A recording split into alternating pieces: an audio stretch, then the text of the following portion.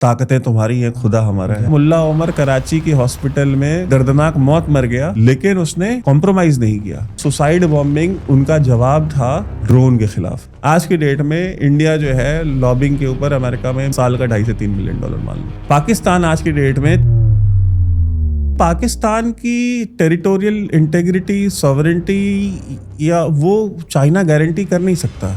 जो आईएमएफ इनको $300 मिलियन की 3 इंस्टॉलमेंट साल में देने के लिए इनके नाक रगड़वा रही थी, वो $1.25 बिलियन एक झटके में उसने दे दिया। अमेरिका और पाकिस्तान दो स्टेट की एक खूबी है, वो एक दूसरे को जब देखते हैं ना तो वो जैसे हैं वैसे ही देखते हैं। Future of Asim Munir is bright. आपको आने वाले टाइम में आसिम मुनीर और आसिम मुनीर जैसे ही चीफ्स मिलेंगे वहां पे।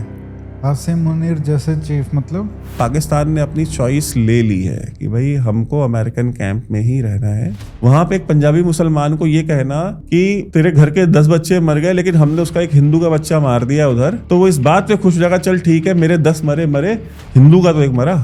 मैं उस आवाम को समझता हूँ, उस आवाम की साइकी को जानता हूँ। डॉक्टर जयशंकर को फॉरेन पॉलिसी सिखाएंगे, फिर तो यही है ना, 5 साल में बार वोट दो और उसके बाद जाकर के कहीं कब्र खोद के उसमें दफन हो जाओ, फिर 5 साल बाद ज़ॉम्बी की तरह निकलो। फिर तो यही रह गया। हम अगर बोल ही नहीं सकते कि कितने डिप्लोमेट्स हैं जिनकी फैमिली अमेरिका में, कनाडा में, यूके में नहीं रहती है। मैं तो ऐसे एक भी डिप्लोमेट को नहीं जानता कि ये युद्ध का नहीं बुद्ध का देश है। अच्छा, ये आप किसको बोल रहे होते हो? किसके बगल में खड़े होकर के?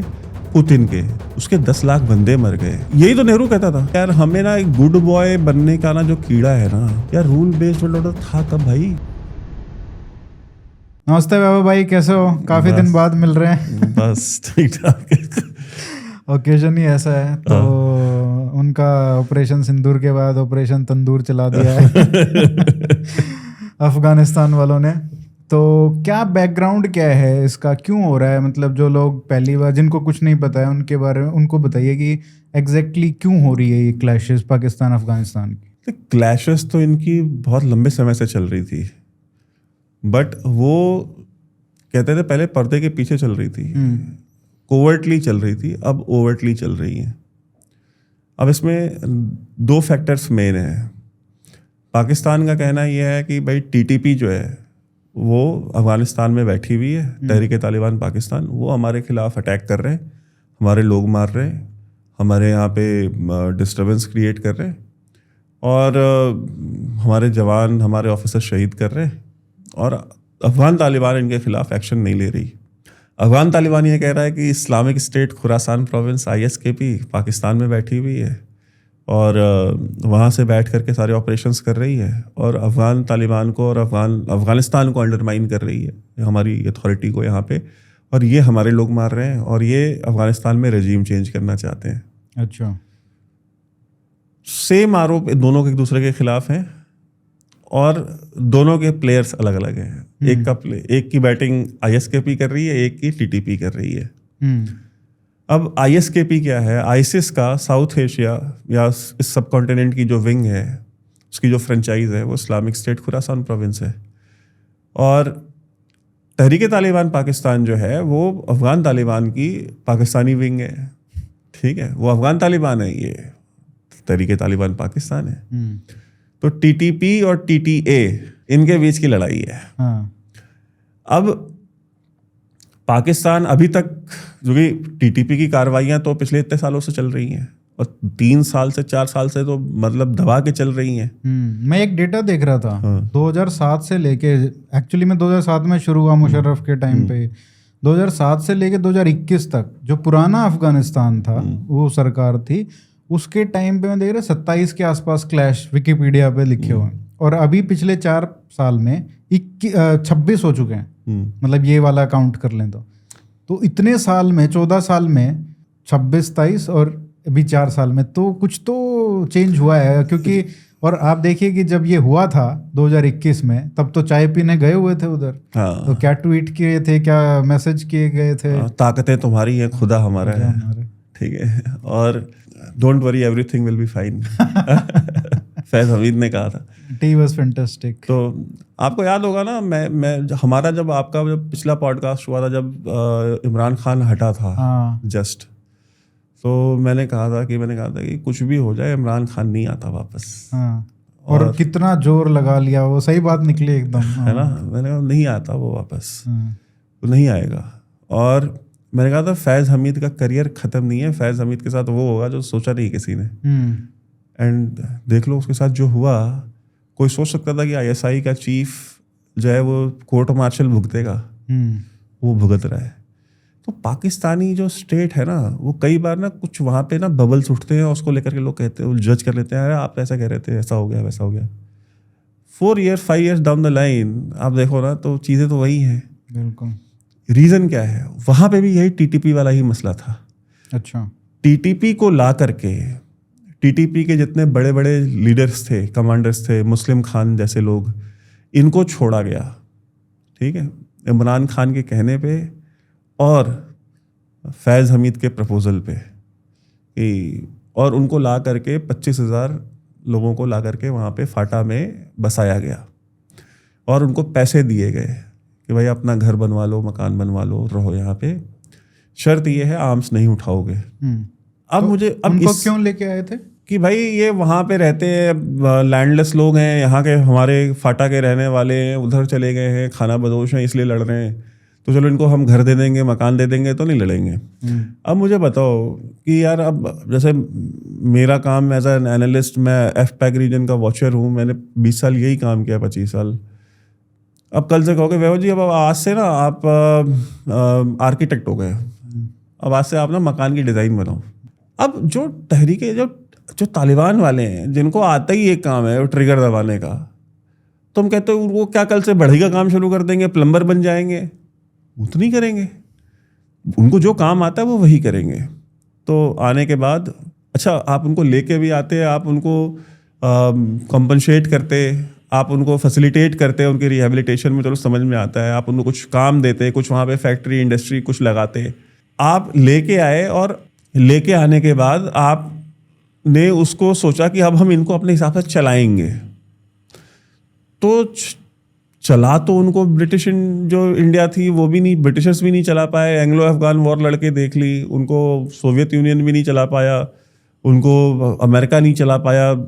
तो आपको गलत फहमी कि नहीं आप चला लोगे तो ठीक है, all the best to you. तो उसका नतीजा आया ये सामने। और एक ही स्टेप नहीं था ना, मतलब भाई, क्योंकि तालिबान खान का जो टाइटल मिला इमरान खान को, वो मतलब एक सीरीज ऑफ स्टेप्स उन्होंने लिए थे, जिसकी वजह से वो तालिबान को उसने इतना प्रमोट किया। और यार ये पर आर्गुमेंट वही है, इमरान खान का भी आर्गुमेंट एक्चुअली सही नहीं है क्योंकि अब ये आर्गुमेंट हमारे यहाँ भी देते हैं कि जो आतंकवादी हैं इनसे बात करो, हाँ इनसे बात करो, उनके साथ डायलॉग करो, उनको। यार आप देखो कश्मीर वैली कब स्टेबल हुई है, जब आपने ऑपरेशन ऑल आउट शुरू किया है। ऑपरेशन ऑल आउट शुरू किया तो ये हमारी फौज की कैपेबिलिटी थी, उनकी कॉम्पिटेंस थी कि उन्होंने ऑल आउट शुरू किया, कंक्लूड किया, लेकिन हमने मल्टी प्रोंग्ड अप्रोच रखा, हमने ऑपरेशन भी किया प्लस साथ में डेमोक्रेटिक जो पावर्स थी उनको एंगेज भी किया, ठीक है। हमने कैरेट और स्टिक दोनों हम साथ में लेके चले। पाकिस्तान में या तो सिर्फ कैरेट होगी या सिर्फ स्टिक होगी, और चूंकि वो फौज है, फौज को सिर्फ डंडे की जुबान समझ में आती है, तो कहते हैं ना when all you have is a hammer every problem looks like a nail. तो वो प्रॉब्लम है कि भाई हम तो तुन के रख देंगे, ठीक है, हम इनको लम्बा कर देंगे, हम ये कर देंगे, वो कर देंगे। अभी भी इनकी बातें सुनो, आप वही कर रहे हैं। तो ये एक प्रॉब्लम है। तहरीके तालिबान पाकिस्तान अब ये चाहते हैं कि अफगान तालिबान तहरीके तालिबान को डिसोन कर दे और उनको सबको उठा के हमको दे दे। अब इसका एक हिस्टोरिकल पर्सपेक्टिव आपके व्यूअर्स को समझना चाहिए। मुल्ला उमर को अमेरिका ने कहा तुम ओसामा बिन लादेन हमको दे दो, तुम चलाओ अपना अफगानिस्तान, हमें कोई इंटरेस्ट नहीं है अफगानिस्तान आने में, तुम ओसामा बिन लादेन को हमको दे दो और बात खत्म हो जाएगी यहीं पे। वर्ल्ड ट्रेड सेंटर पे हमले के बाद की बात है ये। बिल्कुल। मुल्ला उमर ने क्या कहा कि वो मेरा मेहमान है। मुल्ला उमर ने जस्टिफाई नहीं किया ओसामा बिन लादेन ने जो किया, तो उसने कहा ओसामा बिन लादेन ने जो किया है वो गलत किया है, लेकिन वो मेरा मेहमान है। पश्तून वली में तो सीधा साधा है कि यार मेहमान को कैसे दे देंगे भाई। जिस पश्तून वली ये कहती है कि अगर जिस पठान के पास खाने को भी नहीं हो, जिसके पास खाने को भी नहीं हो, अगर उसके घर मेहमान आ गया है तो वो अपना खेत बेच करके बकरा लेके आएगा उसको खिलाने के लिए।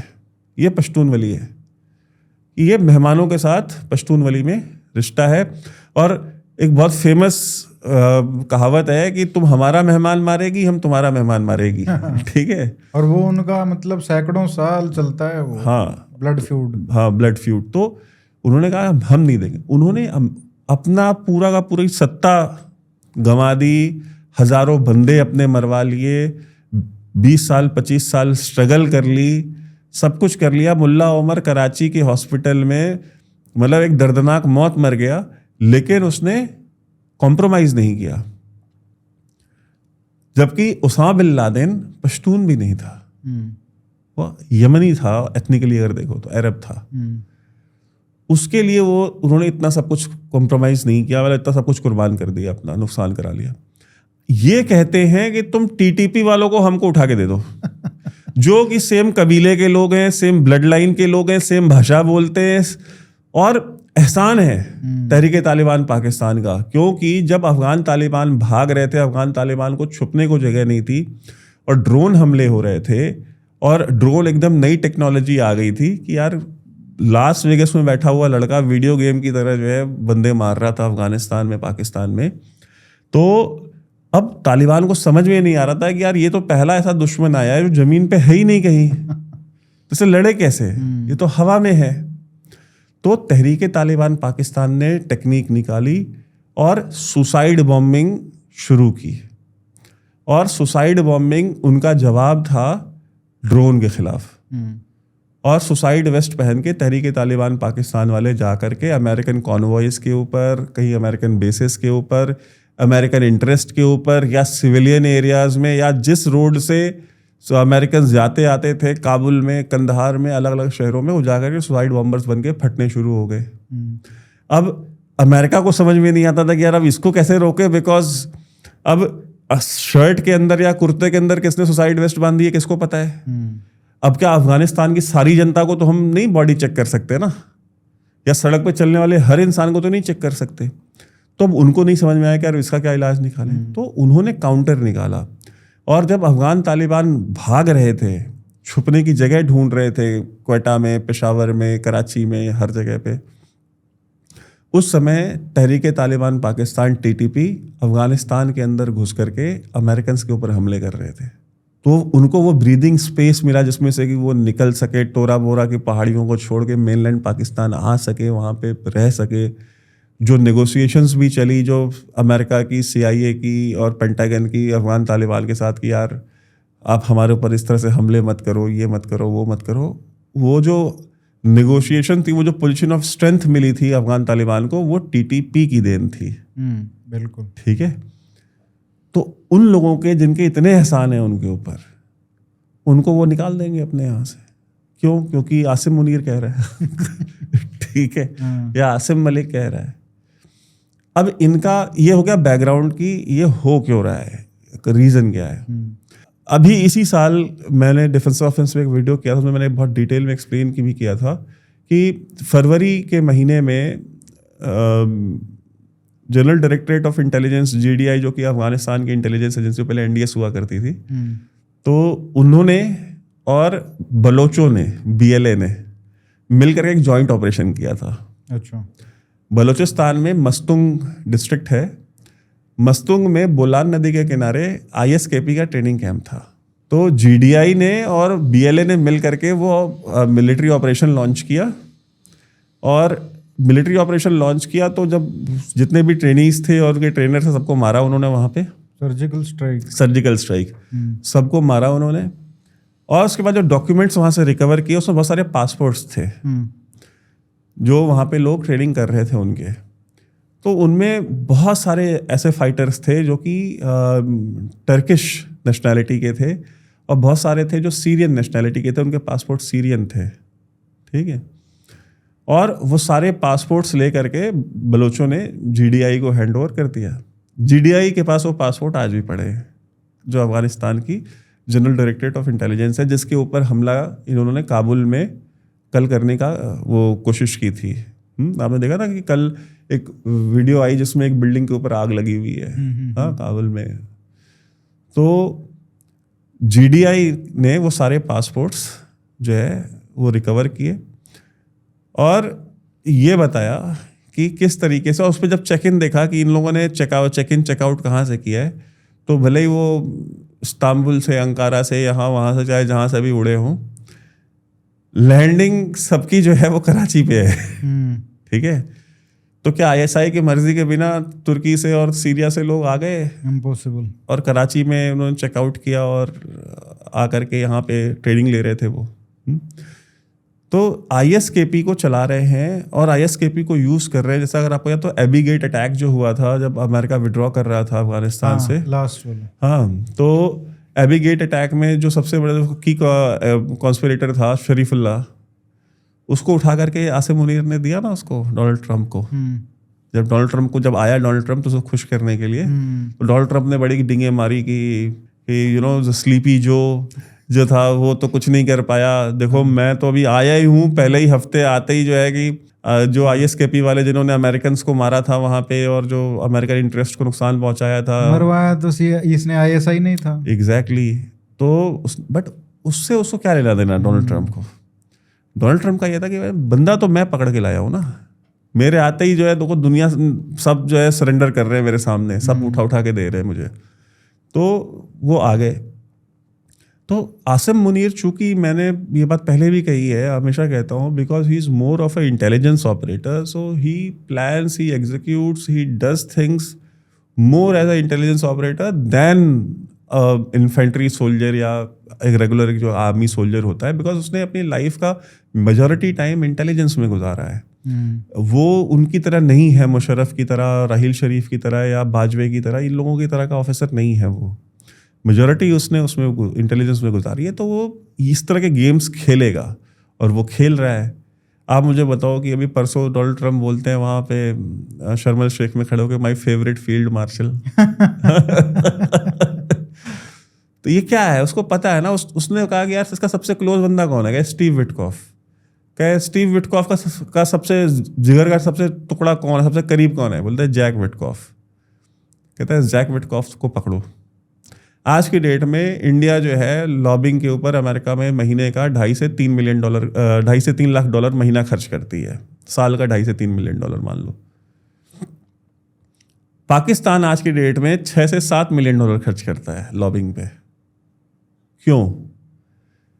क्योंकि उसने ये कहा कि यार ये इसके जो किचन कैबिनेट वाले लोग हैं ना डोनाल्ड ट्रंप के, जब उसने उसका जब साइकोलॉजिकल एनालिसिस किया, पर्सनैलिटी एनालिसिस किया, तो उसको समझ में आया होगा ना, is thinking like an intelligence man, कि यार इसको ना ये चीज़ें जो है ना, इसकी पर्सनल ईगो, इसकी जो नार्सिसिज्म है ना इसका, इस पे खेलो।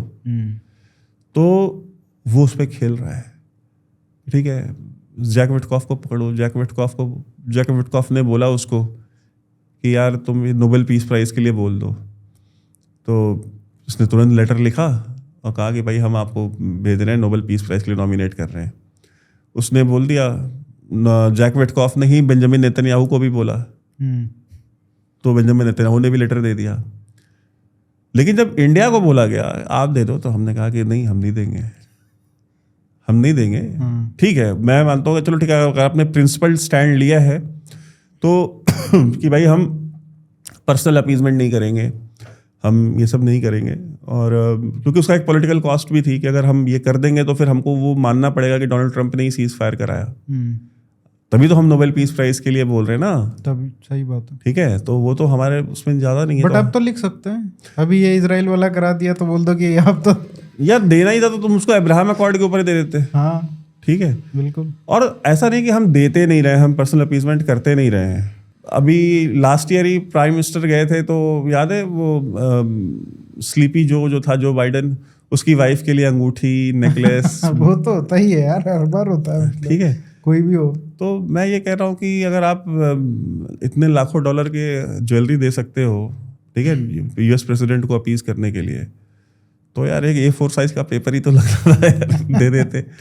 ठीक है, रीजन वो ऑपरेशन सिंदूर नहीं लेते, किसी और रीजन से दे देते कि भाई हम आपको अब्राहम अकॉर्ड के लिए दे देते हैं, हम आपको ये जो चल रहा है गाजा पीस प्रोसेस, इसके लिए आप हमसे ले लीजिए, लेकिन हम ऑपरेशन सिंदूर के लिए हम आपको नहीं एंडोर्स करेंगे। क्योंकि वो बार बार जो उसका कॉस्ट हो रहा है, एम्बेरसमेंट जो बार बार हो रही है। अभी उसने कल ही वो बोला कि प्रधानमंत्री मोदी ने मेरे को बोल दिया था कि अब ऑयल नहीं खरीदेंगे रशिया से। तो मतलब हर कुछ समय के बाद, कुछ हफ्तों के बाद कुछ ना कुछ ऐसा नया शगुफा वो प्रधानमंत्री को अपने बगल में खड़ा करके बोलेगा। तभी तो नहीं जा रहे उसके पास। उसका जो भी रीजन हो, बट मैं आपको बता रहा हूँ जो जितना मैं उसका डोनाल्ड ट्रम्प को समझता हूँ, वो प्रधानमंत्री को बगल में खड़ा करके बोलेगा। तो Modi is intelligent, so that's exactly वो फिर वो प्राइम मिनिस्टर के ऊपर डिपेंड करेगा कि वो उसको कैसे डील करते हैं। बट और ये भी बात आप जो कह रहे हो वो बात बिल्कुल सही है कि प्राइम मिनिस्टर समझदार आदमी, उनको पता है कि ये यही करना चाहता है, ठीक है, क्योंकि भाई हम तो डिप्लोमेसी में चल रहे हैं, हम एक रिस्पॉन्सिबल नेशन स्टेट है, ठीक है, हम एक डेमोक्रेटिक आदमी, हमें इलेक्शन में जाना है और हमारा कोई 2 टर्म का कोई लिमिट नहीं है, और हम नहीं भी रहेंगे तो हमारी पार्टी ने चुनाव लड़ना है। सही बात, ठीक है। But Donald Trump is just, वो कौन सा रिपब्लिकन था वो पहले भी, और कौन सा आज और वहां पे तो वैसे भी मतलब आप बुश की रिपब्लिकन पार्टी, क्लिंटन की डेमोक्रेटिक पार्टी, ओबामा की, वो पर्सनैलिटी पे डिपेंड करता है। जब तक आप 8 साल हो तब तक आपकी पार्टी है, नहीं तो फिर वो पार्टी उसी से एसोसिएट हो जाती है जो प्रेसिडेंशियल कैंडिडेट है या प्रेसिडेंट है। एग्जैक्टली। तो हमारे यहाँ उनके यहाँ कोई पार्टी आइडियोलॉजी थोड़ी नाम की चीज थोड़ी यहाँ तो अभी भी नेहरू ने क्या किया था उसके लिए वो कांग्रेस को एम्बेरस करते हैं, बट रिपब्लिकन डेमोक्रेट में ऐसा नहीं है। हाँ, तो और हमारे यहाँ पे और वो भी नहीं है, वाइस वर्सा भी है। हाँ बिल्कुल है, ठीक है, दोनों तरफ से भाई। कंधार में अगर आप जा करके अगर मसूद अजहर को छोड़ के आते हो तो उसके लिए भी मॉक करते हैं। बिल्कुल, ठीक है, दोनों साइड से चलती है। क्यों? क्योंकि प्राइम मिनिस्टर कोई भी रहा हो, पार्टी की जो लेगेसी है ना वो चलती है। पार्टी माँ है ना यहाँ पे। हाँ, तो माँ अगर है तो बेटे हैं उसके सारे। हाँ। तो अगर वो बेटा है तो भाई परिवार में तो ताने मारे ही जाते हैं फिर। सो ये जो चीज़ है ना, ये मोदी को पता है ये चीज़ कि ये करेगा ये काम, ये हरकतें, और वो एक अनकंफर्टेबल सिचुएशन में डालेगा जहाँ पे हमको पता है कि ये झूठ बोल रहा है, लेकिन हम बोल नहीं सकते कि ये झूठ बोल रहा है। रीजन क्या है? लोगों को, बहुत सारे लोगों को ये बात बुरी लगती है, लेकिन let us just except for a minute कि हम अमेरिका नहीं है। ठीक है, अमेरिका सुपर पावर है, हम नहीं बने अभी सुपर पावर। हम बहुत सारी चीज़ों के लिए उनके ऊपर बहुत हैवीली डिपेंडेंट है। आपकी आईटी इंडस्ट्री जो कि इतना ज़्यादा वेल्थ क्रिएट करती है आपकी इकोनॉमी के लिए, ताकि आप प्रधानमंत्री आवास योजना, लाडली बहना योजना, फलाना ढिकाना योजना आप चला सकें, इसका एक मेजर शेयर जो है ना आपकी आईटी इंडस्ट्री, जो बैंगलोर, चेन्नई, मुंबई, दिल्ली में जो लड़के बैठे हैं, जो काम कर रहे हैं, और आपका लाखों लोगों के रोजगार लगे हुए हैं उसकी वजह से। आपके यहाँ पे पढ़ा लिखा हुआ कितना बड़ा सेगमेंट है जो डिपेंडेंट है उनके दिए हुए रोजगार के ऊपर। ठीक है, आप उनको एक लिमिट से ज़्यादा आप उनको पुशबैक भी नहीं कर सकते। या तो फिर आप डिसाइड कर लीजिए, जो हमारे से लोग चीखते रहे हमेशा से, कि भाई हम अब आत्मनिर्भर पे ही चलेंगे, हम आत्मनिर्भर ही रहेंगे, और अमेरिका आपका दोस्त नहीं है। तो सबसे पहले तो उन ब्यूरोक्रेट्स को पकड़िए जिन्होंने आपको ये बेवकूफ़ बनाया इतने साल कि जी टेक्नोलॉजी तो वेस्ट के पास ही है, जी पैसा तो वेस्ट के पास ही है। हाँ, अरे जब वहाँ पे है तो हमें बनाने की क्या ज़रूरत है, हम खरीद लेते हैं। बाबू का काम आसान हो जाता है। बाबू को डिप्लोमेसी करने के बजाय, मेहनत करने के बजाय, दौड़ने भागने के बजाय, उनसे 4 हथियार खरीद के ही अपना काम निकल जाता है। 2-4 बार पेरिस, न्यूयॉर्क घूम आता है। ठीक है, और कह देता है कि चलो ठीक है, हम आपसे ये नहीं ना, हम आपसे सी गार्जियन ले लेते हैं, ड्रोन्स ले लेते हैं। ठीक है, तो इसके बदले में क्या, इसके बदले में आपको तारीफ करनी है थोड़ी, इसके बदले में आपको ना थोड़ा इन्वेस्टमेंट इस सेक्टर में हमारे करना होगा। तो ठीक है, हम एक हाथ से आपसे $10 बिलियन कमा रहे हैं, इधर से $1 बिलियन लगा देंगे, कोई दिक्कत नहीं है। अमेरिका तो देश ही वैसा है, वो तो प्रॉपर कैपिटलिज्म। अमेरिका में कंफ्यूजन नहीं है कि वो कैपिटलिस्ट है या सोशलिस्ट है। हम कैपिटलिस्ट है, बात हो गई खत्म, गल मुक गई।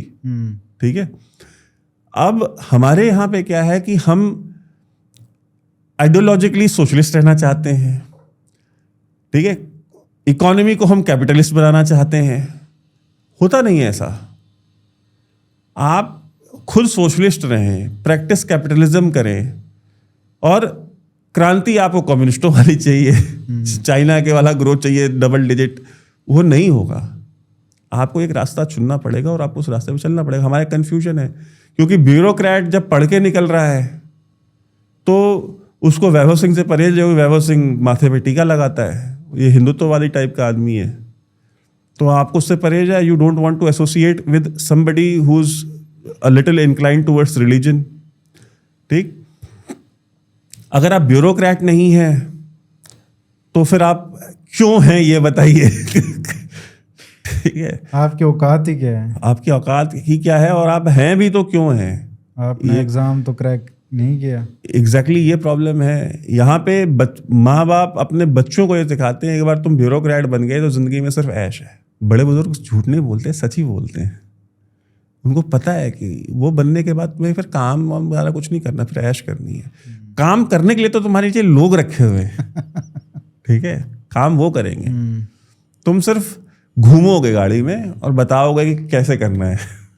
तो ये सबका सब जो पूरा प्रोसेस है ना, ये पूरा सिस्टम जो है ना, ये पूरा सिस्टम हम तो मानते हैं कि यार आत्मनिर्भर बनो. जो एपीजे अब्दुल कलाम ने कहा था कि यार ये अमेरिकन सैंक्शन 10 साल और रह जाए तो देश का कल्याण हो जाएगा. एपीजे अब्दुल कलाम.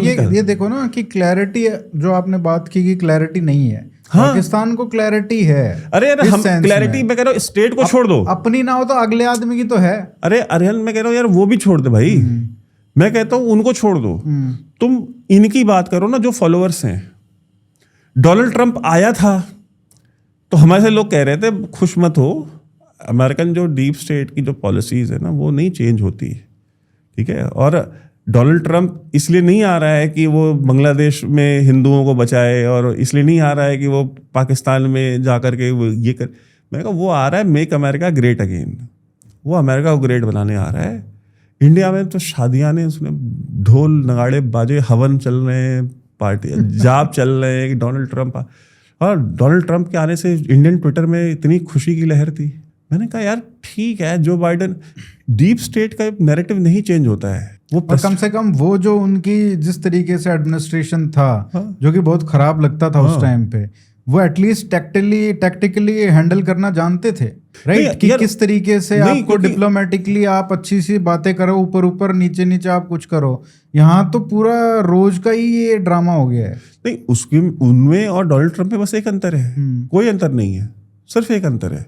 वो पत्थर पे मलाई लपेट के मारते थे, ये बिना लपेटे मार रहा है. पत्थर में पत्थर लपेट के मार रहा है. ठीक है. ये अंतर है. मार दोनों ही पत्थर रहे, अंतर कोई नहीं है. वो मीठी बात करके मारते थे. ये आपको जो है जैसा है वैसा आपके मुंह पे है. सो हमको बुरा क्यों लग रहा है? हमको वो ज़्यादा सूट करता था. ठीक है. मारो लेकिन किसी को पता मत लगने दो. मारो लेकिन किसी को पता मत लगने दो, ताकि हम ये बोल पीछे से कोई डील हो रही है. हाँ, तो ताकि हम ये बोल सके कि पर्दे के पीछे क्या चल रहा है आपको क्या पता है. ठीक है. तो हमारे पास कम से कम ये आर्गुमेंट था कि अरे पर्दे के पीछे क्या चल रहा है आपको क्या पता है. अगर हम क्रिटिसाइज करते हैं किसी पॉलिसी पे, अच्छा सबसे आयरनी देखो यार, अच्छी चीज़ों पे हम तारीफ करते हैं ना, उसका हमें कोई क्रेडिट नहीं है. जो एक आध चीज़ जो गलत रहती है उसको हम क्रिटिसाइज करते हैं, ये चीज़ गलत हो रही है. तो दो ही आर्ग्यूमेंट हैं. अच्छा आप डॉक्टर जयशंकर को फॉरेन पॉलिसी सिखाएंगे. अच्छा आप अजय डोभाल को ये सिखाएंगे. अच्छा आप राजनाथ सिंह को रक्षा मंत्रालय चलाना सिखाएंगे. मोदी को राजनीति सिखाओगे. यार जब हम किसी को कुछ सिखा ही नहीं सकते तो हम 140 करोड़ लोग यहाँ कर क्या रहे हैं? फिर तो यही है ना, 5 साल में बार वोट दो और उसके बाद जाकर के कहीं कब्र खोद के उसमें दफन हो जाओ, फिर 5 साल बाद ज़ॉम्बी की तरह निकलो. फिर तो यही रह गया. हम अगर बोल ही नहीं सकते किसी बात और किसी को हम कुछ सिखा ही नहीं सकते, तो सिखाता कोई कुछ नहीं है. हर इंसान अपना ओपिनियन दे रहा है कि मेरे हिसाब से ये चीज़ गलत हो रही है. अच्छा जब रिजल्ट गलत जो बोला होता है उसका जब गलत आता है और बोलो तो कहते हैं अरे पर्दे के पीछे क्या चल रहा है तुमको क्या पता है. फिर ये आर्गूमेंट है. तो मतलब आपकी बचत का ही नहीं है. सो डोनाल्ड ट्रंप और जो बाइडेन में ये डिफरेंस है, ये जो सारा चल रहा है. और बगराम एयरबेस को लेकर के जो अब मेरा सवाल उसी पे होने वाला था, क्योंकि ट्रंप ने बहुत इंपॉर्टेंट और बहुत ही इंटरेस्टिंग बात कही कि हम उसको वापस से बगराम में जो हमारा एयरबेस था, यूएस का बेस था, मिलिट्री बेस, उसको वापस हम चाहते हैं वो मिल जाए. क्योंकि पिछले कुछ महीनों में ये भी देखने को मिला कि पाकिस्तान और चाइना का भी और अफ़गानिस्तान का भी एक बीच में वो हुआ था कि यहाँ पे उनका कोऑपरेशन कुछ करेंगे ये लोग. तो शायद ये लगा होगा यूएस को कि यार ये तो बहुत बड़ा एक बढ़िया अपॉर्चुनिटी था हमारे पास, यहाँ पे अच्छा बेस था, और अब चाइना अगर यहाँ पे आ गया तो हमारे लिए तो फिर दिक्कत हो जाएगी। तो आपको क्या लगता है कि क्या यूएस फिर से एंटर कर पाएगा, मतलब नॉट थ्रू पाकिस्तान, वो तो रास्ता बंद हो गया, बट जैसे ही कतर का है, उनका तो अफगान तालिबान के साथ बहुत अच्छा रिश्ता है, उनको पनाह भी दी थी उन लोगों ने, तो क्या उनके थ्रू, और कतर के यूएस के आपको पता ही है कितना प्लेन भी दिया उन्होंने, ट्रम्प के साथ बहुत अच्छे रिलेशन है, नेतन्याहू से माफ़ी भी मंगवाई फ़ोन पे, तो क्या लगता है कि ये वियतनाम वाले से गोल्फ कोर्स ले लिया तो क्या मतलब लगता है कि कुछ हो पाएगा, यूएस वापस से एंटर कर पाएगा on a diplomatic side of things? कर लेगा, अच्छा, वो कर लेगा एंटर। अमेरिका को करना होगा तो अमेरिका डिप्लोमेटिकली या घुमा फिरा करके प्रॉक्सीज के थ्रू कैसे ना कैसे करके तो घुस जाएगा। उसका कोई इतना बड़ी चीज़ नहीं है अमेरिका के लिए। गलती एक्चुअली पाकिस्तानियों ने कर दी है, जो इन्होंने कमिट कर दिया ना कि हम दिलवा देंगे। अच्छा, हाँ, हम मिलिट्री एक्शन के थ्रू आपको बगराम दिलवा देंगे, हम वखान कॉरिडोर पे हम कब्जा कर लेंगे, अफगानिस्तान और चाइना का जो लिंक है उसको हम कट ऑफ कर देंगे। ये बड़े वादे किए हैं इन्होंने, उनको सब्ज बाग दिखाए हैं। बेचारे चाइना वाले क्या सोच रहे होंगे कि साले हमने इतने सारे इतने बिलियंस ऑफ डॉलर्स तुमको दे दिए। अंतर है। हाँ, चाइना ने जो पैसा दिया है वो सारा का सारा लोन है। हाँ, और बहुत ऑब्नॉक्शियस किस्म के इंटरेस्ट पे लोन है वो। हाँ। सारा का सारा। अरे भिखारी को लोन दो, अरे कितना तो दिया है? तो बेशक दे, वो ना देगा तो क्या कर लेगा चाइना ने पूरा सीपेक में अभी तक कितना पैसा लगाया है टोटल? अभी तक 18 से 19 मैक्सिमम, 18-19 बिलियन डॉलर। हाँ, मैक्सिमम। वॉर ऑन टेरर के दौरान 20 साल में अमेरिका ने पाकिस्तान को सिर्फ एड कितनी दी है मालूम है? 32 बिलियन डॉलर। लोन नहीं, एड, फ्री का पैसा। बात समझो ना, मतलब कहाँ 18 बिलियन डॉलर लोन। तो इनका यही है, मतलब जो ज़्यादा पैसे देके इनको खरीद ले वही उनके पास पहुंच जाएंगे। एक्चुअली पाकिस्तान की टेरिटोरियल इंटेग्रिटी, सॉवरेंटी या वो चाइना गारंटी कर नहीं सकता। अच्छा, वो वही गारंटी कर सकते जिन्होंने बनाया है। ठीक है, वो है वेस्ट, अमेरिका एंड यूके। उनके चूंकि आर्टिफिशियल स्टेट है ना, पाकिस्तान को जब भी कभी बैठ करके ड्राइंग बोर्ड पे एनालाइज करो और किसी भी एंगल से देखो उसको, किसी भी पैरामीटर पे देखो, it will make absolutely no sense. ये क्या देश है, क्यों है, इसके पीछे क्या लॉजिक है, कुछ नहीं समझ में आएगा। मैं 20 साल अपने सर खुजा चुका हूँ इसके ऊपर, नहीं समझ में आता। वो क्यों नहीं आता? बिकॉज वो बनाया गया है उनके इंटरेस्ट के लिए, उन्होंने बनाया आर्टिफिशियली, और वो चलेगा भी, सर्वाइव भी करेगा जब तक वो चाह रहे हैं। इंटरेस्टिंग। ईस्ट पाकिस्तान क्यों नहीं रह पाया यार? उसके पीछे तो कुछ भी आर्गूमेंट हो, बंगालियों के साथ ये हो रहा था, फलाना हो रहा था, ढिकाना हो रहा था यार। वो भी तो आर्टिफिशियल स्टेट, उसी आर्टिफिशियल स्टेट का हिस्सा था ना। तो आप उस समय 2 सुपर पावर थी दुनिया में, सोवियत यूनियन और अमेरिका। तो आपने सोवियत यूनियन के साथ मिल करके आपने तोड़ दिया उसको, टूट भी गया। देश ऐसे ही टूट जाते हैं क्या? चूंकि आर्टिफिशियल था तो टूट गया। ये जो है ये नहीं टूट रहा। क्यों? क्योंकि ये उनके इंटरेस्ट में नहीं है, तो नहीं टूट रहा। उनके इंटरेस्ट में जिस दिन आ गया इसको तोड़ना, उस दिन टूट जाएगा। जिस दिन उन्होंने हाथ खींच लिया एब्सोल्युटली कि चलो ठीक है, अभी इमरान खान ने कहा था ना एब्सोल्युटली नॉट, आप दोगे क्या बेस? तो बोला एब्सोल्युटली नॉट। तो जिस दिन उन्होंने एब्सोल्युटली नॉट बोल दिया, पाकिस्तान एग्जिस्टेंस में रहना चाहिए, और उन्होंने कह दिया एब्सोल्युटली नॉट, नहीं रहेगा वो। तो ये एक बहुत बड़ा रीज़न है उनकी एग्जिस्टेंस का। तो ये जो बगराम एयरबेस है वो सब कुछ ऑफर करेंगे यार। मैं कहता हूँ कि ये वॉर ऑन टेरर के दौरान पाकिस्तानी खुद अपने मुंह से बोलते हैं ना, हमारे 1 लाख बंदे मरे, 1 लाख बंदा मरवा लिया उन्होंने।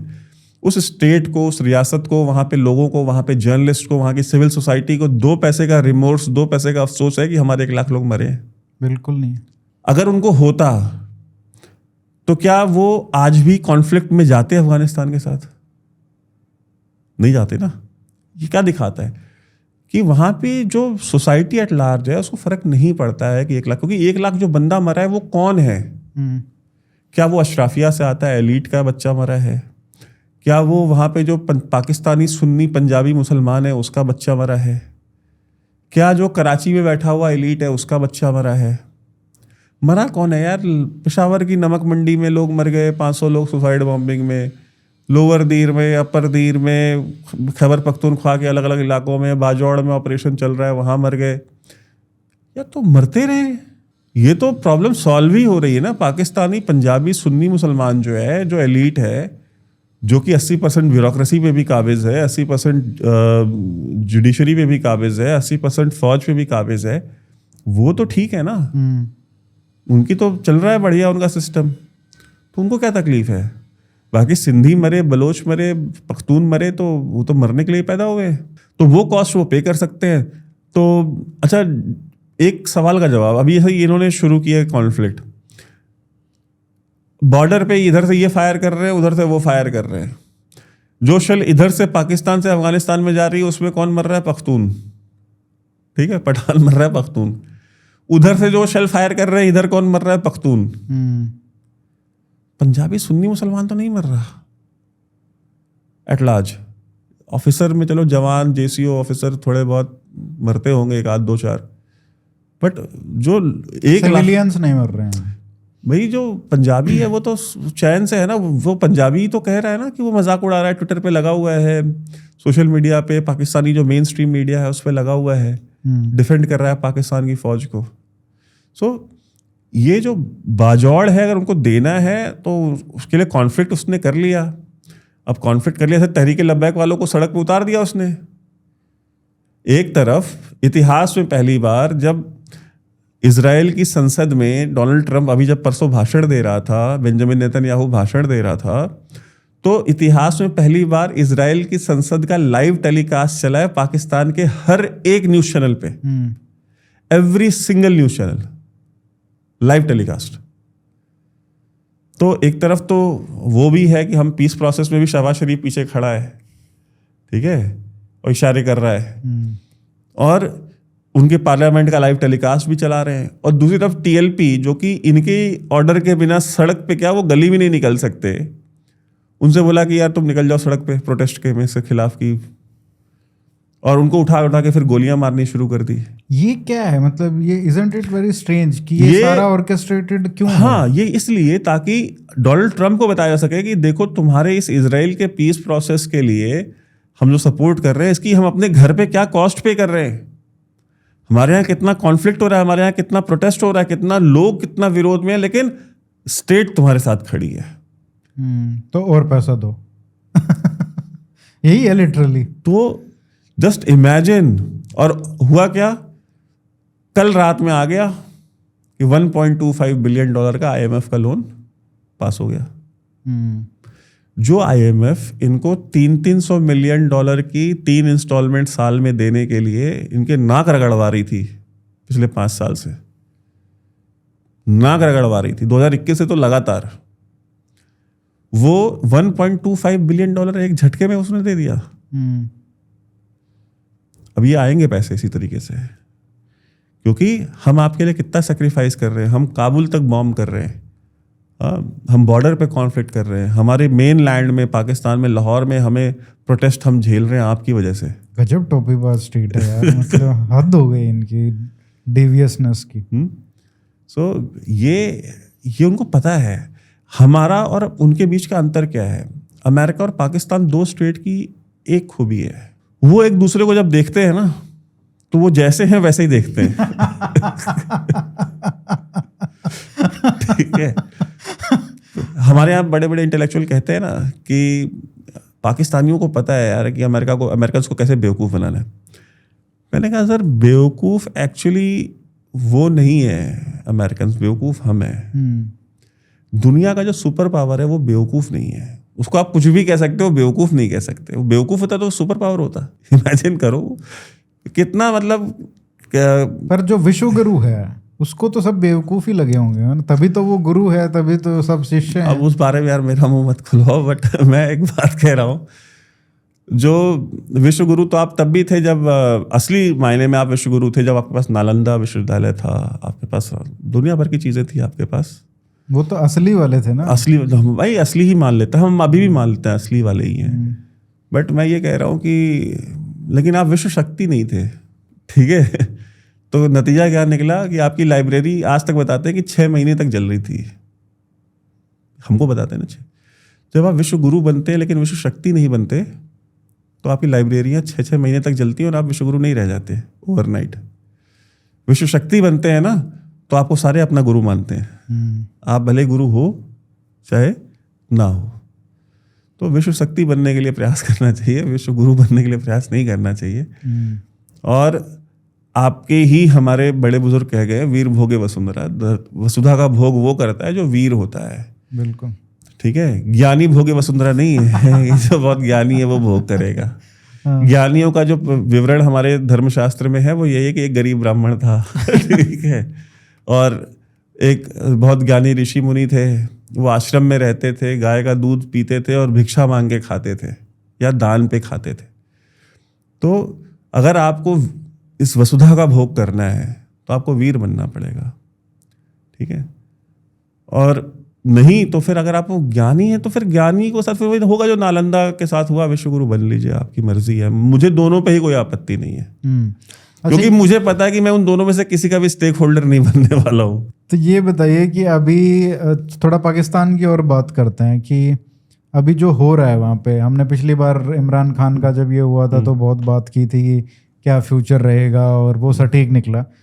तब हमने इमरान खान के फ्यूचर के बारे में बात की थी, अब हम आसिम मुनीर के फ्यूचर के बारे में आज बात करते हैं। जो भी बोलना ऐसा बोलना कि भारत के पक्ष में हो वो चीज़, क्योंकि जो बोलते हो सच निकल जाती है। नहीं तो उस हिसाब से बताओ।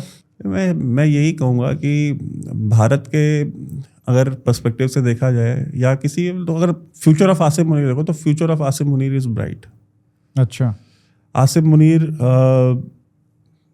को पाकिस्तान में तो कोई प्रॉब्लम होनी नहीं है। पाकिस्तानी स्टेट को प्रॉब्लम हो, that is a very different thing. जैसे मुशर्रफ का फ्यूचर तो कभी डार्क नहीं हुआ ना, मुशर्रफ की वजह से उसकी डिसीजन की वजह से पाकिस्तान का की जो बैंड बजी वो बात अलग है, वहाँ लाख बंदा मरा वो बात अलग है। तो उसी कॉन्टेक्स्ट में हमको आसिम मुनीर को भी देखना पड़ेगा। हाँ। और वो तो जनरल मुशर्रफ था, ये तो फील्ड मार्शल आसिम मुनीर है, ये भी तो समझो ना।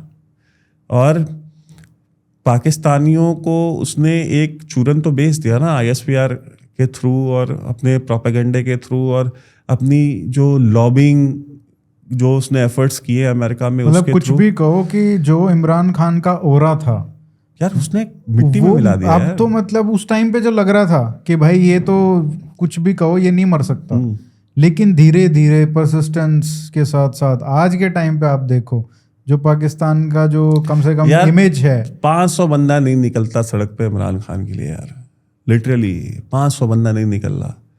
सो इमेजिन करो। और ये बातें वो करते थे कि हम अडियाला जेल की सलाखें तोड़ के खान को लेके आएंगे। ये बातें करते थे। और जितने लोग सड़कों पे निकले सारे माफी, कैमरे पे माफी मांग के गए। क्या वो अपना डब्बू फवाद चौधरी और क्या बड़े बड़े स्पीकर्स और बड़े बड़े प्रवक्ता जो चैनलों पे कहते थे कि ईंट सीट बजा देंगे, तेरा बाप भी देगा आज़ादी, और वर्दी जो है डंडे पे टांग करके घूमते थे, उन्होंने नहीं, उनके बाप से माफ़ी मंगवाई उन्होंने कैमरे पे। तो मैं इसलिए कह रहा था बिकॉज मैं उस आवाम को जानता हूँ। वो आवाम, मैं ऐसा नहीं कि मैं फौज का कोई बहुत बड़ा एक्सपर्ट हूँ, मैं उस आवाम को समझता हूँ, उस आवाम की साइकी को जानता हूँ। वो नहीं खड़े हो सकते। पाकिस्तानी पंजाबी मुसलमान है, वो नहीं खड़ा होगा कभी। वो हमेशा दूसरों की चाकरी ही की है उसने, और उसको सिर्फ डंडे की जुबान ही समझ में आती है। और पाकिस्तान की फौज को ये बात पता है क्योंकि वो खुद उनमें से आते हैं। ठीक है, कि इनको डंडे की जुबान समझ में आती है, इनको डंडा दे के रखो, ये बिल्कुल सही रहेंगे। ठीक है। सो आप देख लो, आसिम मुनीर का फ्यूचर बहुत ब्राइट है। वो जब तक फील्ड मार्शल है, एक्सटेंशन चाहिए होगी, किसी का बाप नहीं रोक सकता उसको, जब लेनी होगी वो ये भी छोड़ के हटेगा। किसी की औकात नहीं है कि वो उसको पकड़ ले, उसको जेल में डाल दे। वो और जिस तरीके का उसने रिफॉर्म किया है फौज के अंदर, और जिस तरह के ऑफिसर्स उसने इंडक्ट किए हैं या उनको प्रमोशनें दी हैं, आपको आने वाले टाइम में आसिम मुनीर और आसिम मुनीर जैसे ही चीफ्स मिलेंगे वहाँ पे। आसिम मुनीर जैसे चीफ मतलब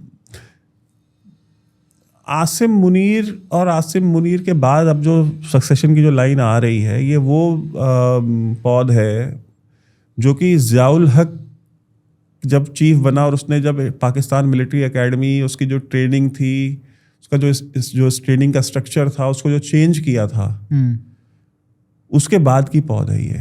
उसने जिस तरह से पहले, क्योंकि मोर और लेस वो ब्रिटिश इंडियन आर्मी वाला ही सिस्टम था पहले पाकिस्तान मिलिट्री में, तो जो याया हो, अयूब हो, इस तरह के जितने भी जनरल्स थे, even up to people like Bajwa, तो ये फिर भी थोड़े से मतलब उस टाइप के जनरल थे जो कि रिलीजियसली बहुत ज़्यादा रेडिकलाइज्ड उसमें नहीं थे। मतलब वो रेडिकल तो वहाँ पे हर कोई ही है, बट ये वो थे कि मतलब बाहर नमाज पढ़ते थे, घर में विस्की पीते थे। ठीक है, ये उस टाइप के जनरल्स थे। ये जो जनरल है और इसकी ये जो आई है जनरेशन आसिम मुनीर की, उसके बाद जो आने वाली है, ये ज़ियाउल हक ने जब पाकिस्तान मिलिट्री एकेडमी का जब सारा चेंज किया कि भाई हर यूनिट में एक मौलवी होगा, ठीक है, और जैसे अभी चाइना में होता है ना, आपका सोशल क्रेडिट होता है, तो आपकी स्कोरिंग होगी, ठीक है, आप नमाजें कितने टाइम पढ़ते हो as a cadet Pakistan military academy में, आप कितनी नमाज पढ़ते हो, आप रोज़ा रखते हो कि नहीं रखते हो, आपकी दाढ़ी कितनी बड़ी है, तो इस बेसिस पे आपका सीआर लिखा जाएगा। सीआर मौलवी लिखेगा, ऑफिसर नहीं लिखेगा। ऑफिसर मेरी बाकी की ट्रेनिंग की सारी चीज़ें करेगा, बट मेरा सीआर जो है वो मौलवी लिखेगा। ये जो चेंज वाला जो आया ना, तो आने वाले भी सारे फौजी इसी तरह से आने वाले हैं, जो कि आकर के स्टेज पे खड़े हुए कहेंगे कि मुसलमान और हिंदू जो है दो अलग अलग कौमियतें हैं, दो अलग अलग civilization, we are not two people, we are two different civilization. जो उसने ओवरसीज पाकिस्तानीज को पहलगाम से 20 दिन पहले जो उसने एड्रेस किया कि अपने बच्चों को पाकिस्तान की कहानी ज़रूर सुनाए, ये है वो है, तो ये सारा का सारा जो है ना, इसी तरह के लोग आएंगे। तो इसका इम्पैक्ट क्या पड़ेगा on the future of Pakistan और प्रेजेंट जो आसिम मुनीर जो कर रहे हैं, जिस तरीके से उसका मतलब प्लानिंग है क्या करने की, सरकार किस तरीके से चलाएगा, कभी प्रेसिडेंट भी बनेगा या नहीं बनेगा, मुशर्रफ की तरह वो लेगा, या फिर पीछे से सब कुछ करता रहेगा वो? देखिए, वो सिंध का फ्रंट तो नहीं खोलेंगे, क्योंकि प्रेसिडेंट बनने के लिए जरदारी को हटाना पड़ेगा, और जरदारी खुद मर जाए तो बात अलग है, जो कि हो सकता है वहाँ तो कुछ भी हो सकता है। हाँ, कि भाई हार्ट अटैक आ गया या कुछ हो गया तो बात अलग है। अदरवाइज जब तक जरदारी है तब तक तो उसका स्कोप नहीं है कि प्रेसिडेंट बनेगा। और अगर उसको रूल ही करना हो तो मार्शल लॉ लगा देगा। भाई अमेरिका को क्या फ़र्क पड़ता है क्या? वो कैरी लुगर बिल तक कि भाई उसके अंडर में ये मार्शल लॉ नहीं लगा सकते। कैरी लुगर बिल में ये लिखा हुआ है कि डेमोक्रेटिक गवर्नमेंट को ही एड जाएगी या ये होगा वो होगा। वो कोई नया बिल ले आएंगे, अंडरमाइन कर देंगे कैरी लुगर बिल को। क्या फ़र्क पड़ता है? All it takes is the bill, तो आ जाएगा, उसमें कोई दिक्कत नहीं है अगर अमेरिका को सूट करता है। एक चीज़ तो क्लियर है कि पाकिस्तान ने अपनी चॉइस ले ली है कि भाई हमको अमेरिकन कैंप में ही रहना है। ये डिसाइड हो चुका है हाँ, कि भाई चाइना, बिकॉज चाइना के चक्कर में हमको मिल कुछ नहीं रहा है और हम इकोनॉमिकली सिंक ही करते जा रहे हैं। ये रियलाइजेशन इनको हुआ है। हाँ, मतलब अभी तो इनको ये है कि हमको अमेरिकन कैंप में रहना है, अमेरिका के पास ही टेक्नोलॉजी है, अमेरिका के पास फ्यूचर है, यही पैसा एड देते हैं, चाइनीज़ ने एड वेड देनी नहीं है कुछ। और अगर अमेरिका का हाथ रहेगा तो हमारी और भी प्रॉब्लम सॉल्व हो जाएंगी। रेयर अर्थ मिनरल्स अगर बलूचिस्तान में निकलते हैं तो अगर उनकी रिफाइनिंग के लिए या माइनिंग के लिए या रिफाइनिंग के लिए अगर अमेरिकन कंपनी बलूचिस्तान में इन्वेस्ट करती हैं, तो अगर अमेरिकन इंटरेस्ट बलूचिस्तान में आ जाए तो फिर हम देखते हैं कि कौन हमला करता है बलूचिस्तान में। तो भाई जो भी कंट्रीज़ आज इम्प्यूनिटी के साथ चाइना के ऊपर हमले कर लेती हैं, चाइनीज़ वर्कर्स के ऊपर हमले कर लेती हैं, अमेरिका के ऊपर कर पाएंगी क्या, या अमेरिकन वर्कर्स के ऊपर कर पाएंगी? ठीक है, क्योंकि वो जो डबल गेम पाकिस्तान ने अमेरिका के साथ खेला है, क्या वो कोई दूसरी कंट्री खेल सकती है? क्या एक रोग स्टेट या एक टेरर स्पॉन्सर स्टेट या इस तरह का जो टर्मिनोलॉजी यूज़ होती है पाकिस्तान की, जैसे पाकिस्तान को घंटा फ़र्क नहीं पड़ता, क्या किसी और कंट्री के लिए यूज़ होगा तो क्या वो उसको एक्सेप्ट कर लेगी?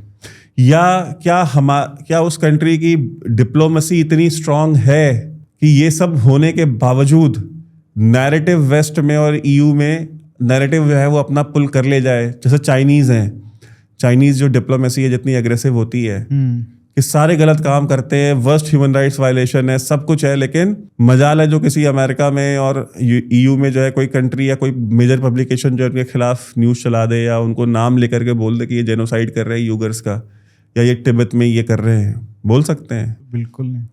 मतलब इस्लामिक स्टेट्स नहीं बोलती। आपके यहाँ तो एक पहलू खान कहीं मोहल्ले में मार देते हैं तो न्यूयॉर्क टाइम्स से लेके वॉशिंगटन पोस्ट, हाँ, और पता चलता है कि भाई वहाँ पे जो हाई कमिश्नर है या वो कॉन्सुल जनरल है वो क्या है, तो वो वाइन टेस्टिंग सेशन में गए हुए वाइफ के साथ his excellency and her excellency दोनों जो है वो वाइन टेस्टिंग सेशन में गए हुए। तो हमारे तो ये, मैं किस्सा अक्सर सुनाता हूँ, आपके व्यूअर्स को भी सुना देता हूँ। एक हमारे बहुत आप भी मिले हुए हैं उनसे तो वो इंडिया के बहुत सीनियर डिप्लोमेट थे कनाडा में। वो वहाँ से जब वहाँ पहुँचे, उनकी पोस्टिंग हुई, तो वहाँ पे उस समय जो उनके एम्बेसडर नए नए आए, तो एम्बेसडर साहब जब आए, वहाँ हाई कमिश्नर होते हैं मेरे ख्याल से, तो हाई कमिश्नर साहब आए वहाँ पे, तो उन्होंने जो डिमांड की, उन्होंने कहा यार ये सारी कटलरी चेंज करो। कटलरी क्यों चेंज करनी है? कहते हैं कि जितनी भी कटलरी है इन सब के ऊपर अशोक स्तंभ होना चाहिए। अब इमेजिन करो कि उस हाई कमीशन में कितनी कटलरी होगी, मतलब कितने लोग आते हैं, सब कुछ है। तो उन्होंने कहा सर इतनी सारी कटलरी का ओवरहेड कैसे? कहते नहीं सबकी नहीं करनी, जो मेरे डिनर टेबल या लंच टेबल है उसकी कटलरी चेंज करो सिर्फ। उसमें क्या, उस पर अशोक स्तंभ बनाओ। तो उन्होंने कहा यार मेरे को समझ भी नहीं आया कि यार इस आदमी की गाड़ी पे अशोक स्तंभ है, इस आदमी के घर के बाहर इसके नेम प्लेट पे अशोक स्तंभ है, इसके लेटर पैड पे अशोक स्तंभ है, अब इसको अपने प्लेट पे और कप पे और सॉसर पे भी अशोक स्तंभ चाहिए। ये हमारी प्रायोरिटीज हैं हमारे डिप्लोमेट्स की। एक बच्चा कैसे सेटल कर दे अपना वहाँ अमेरिका में। मैं जानना चाहता हूँ कितने डिप्लोमेट्स हैं जिनकी फैमिली अमेरिका में, कनाडा में, यूके में नहीं रहती है। मैं तो ऐसे एक भी डिप्लोमेट को नहीं जानता, आई एम सॉरी। मैं बहुत सारे डिप्लोमेट्स को जानता हूँ। मतलब ऐसे डिप्लोमेट भी रेयर होंगे जिनकी दोनों नहीं है बच्चे। हाँ मतलब ऐसे भी मिलने मुश्किल है। हाँ, कि एक तो कम से कम यहाँ पे हो। हाँ, ऐसे भी नहीं है। तो मतलब कोई स्टेक ही नहीं है इंडिया में फ्यूचर जनरेशंस का। तो ये हमारे डिप्लोमेट्स का हाल है, ये हमारी फॉरेन पॉलिसी का हाल है। लेकिन आप बोल नहीं सकते, आप बोल दोगे तो फिर अब देखो पर्दे के पीछे क्या हो रहा है, आपको क्या पता? आपको क्या पता? पर्दे के पीछे तो अशोक स्तंभ छपवाया जा रहा है। ये हो रहा है पर्दे के पीछे कि यार सॉसर के ऊपर अशोक स्तंभ चाहिए, प्लेट के ऊपर अशोक स्तंभ चाहिए, पानी के गिलास के ऊपर अशोक स्तंभ चाहिए। इससे ही पेट नहीं भरता। जैसे हम भी है, इतने साल हो गए दूसरे को जानते। एक होता है यार महीने में 4-5 वीडियो 6 वीडियो हो गए, और कोई अगर रेलेवेंट इशू नहीं है तो हम ये कहते हैं चलो छोड़ दो, बहुत हो गया। जब इशू नहीं है तो क्या फालतू क्यों व्यूअर्स का भी टाइम क्यों खराब करना है या खुद क्यों वो करना है। तो हम वीडियो भी नहीं करते अननेसेसरी। यार सोचो ये कैसे लोग हैं इनको अननेसेसरी ये चीजें करनी होती है। ये तो हमारा काम है ना। सही बात। इनका तो काम भी नहीं है वो लेकिन मतलब हमारा ना करें तो नुकसान ही है। नुकसान ही है। और हम नहीं, बहुत से लोग हैं वो दिन में 4 भी करते हैं और वो कोई प्रॉब्लम नहीं है। लेकिन नहीं, वो लोग तो बहुत हैं भाई जो रोज पाकिस्तान के 4 टुकड़े करके सोते हैं। तो ऐसे तो बहुत लोग हैं। नहीं, मैं कह रहा हूँ कि यार वो दिन में 4 भी है, चलो ठीक है, बट वो तो फिर भी जस्टिफाइड है अपनी जगह। यार वो उसका काम है, वो महीने हफ्ते में 2 के बजाय वो दिन के 2 कर रहा है, ठीक है, उसकी मर्जी है, वो उसका काम है, वो कर रहा है। हम और आप उसके बारे में कंप्लेन नहीं कर सकते, उसको क्रिटिसाइज नहीं कर सकते इस पॉइंट पे। यार इनको सोचो, जो काम है वो छोड़ के इन चीजों पे लगे हुए हैं कि ये होना चाहिए, वो होना चाहिए। अभी एक डिप्लोमेट गए थे अमेरिका, वो पहुंचे सीजी बन के, ज़्यादा पुरानी बात नहीं है, 2-3 साल के ही अंदर की बात बता रहा हूँ। वो पहुंचे वहाँ पे एक जगह पे, अमेरिका के एक शहर में वो कौंसल जनरल बने। पहुंचते ही वो उन्होंने डिसाइड किया कि यार इसका घर का ना ये स्ट्रक्चर और इंटीरियर ये सब ठीक नहीं है। उन्होंने लाखों डॉलर इस बात पे खर्च कर दिया कि इसका इंटीरियर ठीक करो थोड़ा सा। यार अमेरिका में तुम काउंसिल जनरल बन के गए हो, यार सीजी का घर होगा अमेरिका में एक ठीक ठाक अच्छा काम डॉक्टर इंजीनियर जो भी होंगे इंडियन वहाँ पे, उनसे तो अच्छा ही घर होगा ना यार। नहीं ये पक्का है, ये मान के चलना, जो वो पहले वाला इंटीरियर होगा ना, मतलब 10 लोगों को खड़ा कर लो, उसने खराब ही करवाया होगा। अच्छा ये जो टेस्ट है ना उनने, वो नाश ही मारा होगा उसने। अच्छा तो वही बात है कि यार ये हमारी प्रायोरिटीज है, ये हम करते हैं। उसके बाद अब आ जाओ कि जी हम ये भी कर लेंगे, हम अमेरिका को भी टाइट कर देंगे, हम रूस को भी कर देंगे, अब पाकिस्तान तो लगता नहीं, चाइना तो खैर पानी कप की प्याली उठा के पीछे पीछे घूमता है। यार ठीक है, सब कुछ ठीक है यार, हम कोई अपनी कंट्री को डिस नहीं कर रहे हैं या हम अपने उसको नहीं कर, ये हमारी कमियां हैं जिनको हमें ठीक करना है। बिल्कुल। अभी जो अमेरिका से जो वो एम्बेसडर आ रहा है इंडिया, वो क्या फॉरेन सर्विस का ऑफिसर है? वो तो ट्रम्प का यार है। हमारा जो एक माइंडसेट है ना कि यार वो जो यूपीएससी किया हुआ है ना, तुम उससे ज्यादा जानते हो क्या? अरे यार कब इस गुलामी से निकलोगे? ये अंग्रेजों का बनाया हुआ जो सिस्टम है, एक जो कॉलोनियल माइंडसेट है कि यार जो ब्यूरोक्रेट है वो सबसे ज्यादा जानता है, वो सबसे अधिक ज्ञानी है। इस माइंडसेट अगर तुम निकलोगे नहीं तो तुम ग्रो करोगे कैसे?